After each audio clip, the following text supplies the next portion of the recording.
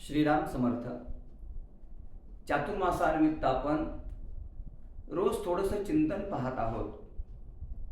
आज नवरात्रीचा दुसरा दिवस. भगवती जगदंबेला आपण अनन्य प्रार्थना करतो, नाही का? कोट्यावधी अपराध पतितमी शरण आलो तुला, आई गे सांभाळी गे मला, असं म्हणतो ना. तुझी पूजा मी जाणत नाही, आळवू कैसे तुला, आई गे सांभाळी गे मला. बघा, आईनं माझा सांभाळ करावा असं आपल्याला वाटत असेल तर आधी आपण आपल्या स्वतःचा सांभाळ करावा. जगदंबेला एकच प्रार्थना करायची आहे, आई मला माझ्या स्वतःवर विश्वास कायम असावा, अशा प्रकारची सद्बुद्धी मला दे, बाकी काही नको. बघा, आपल्या स्वकर्तृत्वानं आपल्याला सर्वस्व मिळवता आलं पाहिजे.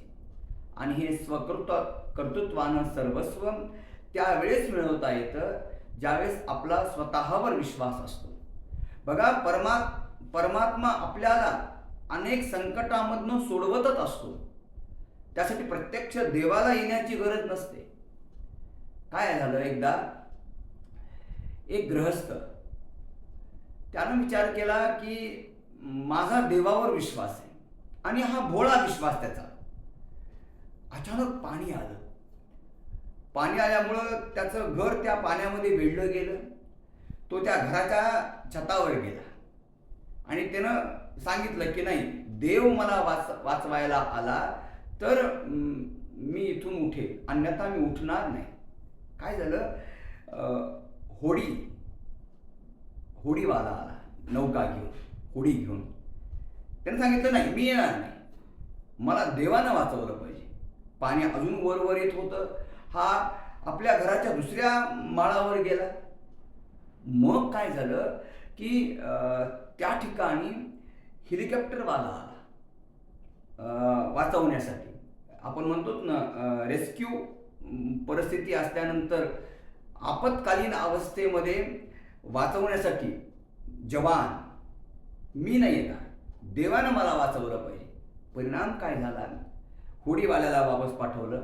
वरती गेल्यानंतर हेलिकॉप्टर घेऊन जे आले होते त्यांना वापस पाठवलं आणि शेवटी हा गेला, मरण पावला. मरण पावल्यानंतर यानं देवाला विचारलं, का रे, इतका तुझ्यावर मी विश्वास ठेवला, तू का नाही मला वाचवायला आलास? देवानं म्हटलं, मूर्ख आहेस का? मीच होतो ना, होडीच्या माध्यमातनं तू वाचावा, मीच होतो. हेलिकॉप्टरच्या माध्यमातनं तुझा जीव वाचावा, मीच होतो. बघा, परमात्मा आपल्याला अनेक पद्धतीनं संकटातनं वाचवण्यासाठी कोणाच्या तरी माध्यमातनं आपल्या जवळ येत असतो. पण तो जवळ आलेला आपण जो ओळखलं नाही आणि आपल्या स्वतःवरचा विश्वास आपला ठाम राहिला नाही, तर मला सांगा, आपल्या जीवनात यश मिळू शकेल का? म्हणून माझ्या जीवनात यश मिळावं असं मला वाटत असेल तर स्वतःवर विश्वास कायम ठेवा, पहिली गोष्ट.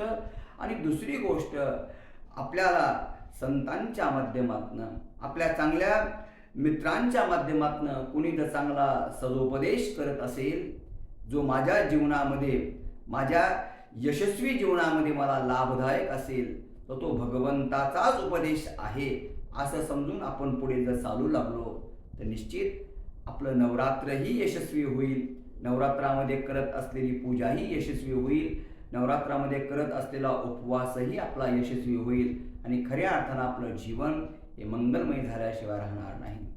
आज इथेच थांबूया. उद्या एक नवीन चिंतन, नवीन विचार. श्रीराम समर्थ.